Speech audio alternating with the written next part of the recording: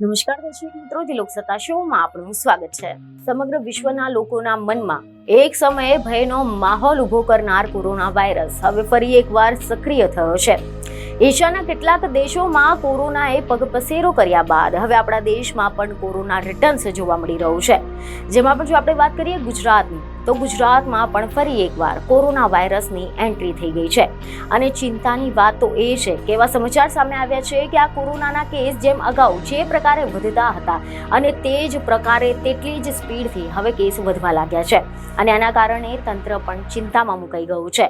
રાજ્યના વિવિધ શહેરો અને જિલ્લાઓમાં ધડાધડ કોરોનાના કેસો નોંધાઈ રહ્યા છે, જેમાં અમદાવાદ, મહેસાણા, રાજકોટ અને ખેડાનો સમાવેશ થાય છે। અચાનક કોરોના ફરી એકવાર ગુજરાતમાં પરત ફર્યો હોય તેવી સ્થિતિ પેદા થઈ ગઈ છે, કારણ કે મે મહિનામાં જ કેસમાં ઉછાળો જોવા મળી રહ્યો છે। કેટલાક અહેવાલ છે કે 38 કેસ તો માત્ર મે મહિનામાં જ નોંધાયા છે। 38 પૈકી 31 કેસ એક્ટિવ છે।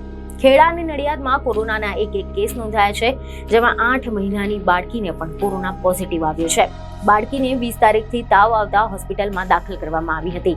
બાળકીને તાવ આવતા ગઈકાલે તેમનો રિપોર્ટ કઢાવ્યો હતો, જે રિપોર્ટ કઢાવતા બાળકીને કોરોના પોઝિટિવ આવ્યું હોવાના સમાચારો વહેતા થયા છે। આ સિવાય સમાચાર એવા છે કે અમદાવાદ શહેરમાં પણ ગઈકાલ સાંજ સુધીના છેલ્લા 24 કલાકમાં 4 જેટલા કોરોનાના નવા કેસ નોંધાયા હતા, જેમાં એક 84 વર્ષીય પુરુષ હોસ્પિટલમાં દાખલ છે અને બાકીના તમામ અન્ય દર્દીઓ હાલ હોમ આઇસોલેશનમાં છે। તો કડીમાં પણ એક યુવક કોરોના પોઝિટિવ આવ્યો છે। મે મહિનામાં કોરોનાના કેસમાં ઉછાળો જોવા મળી રહ્યો છે।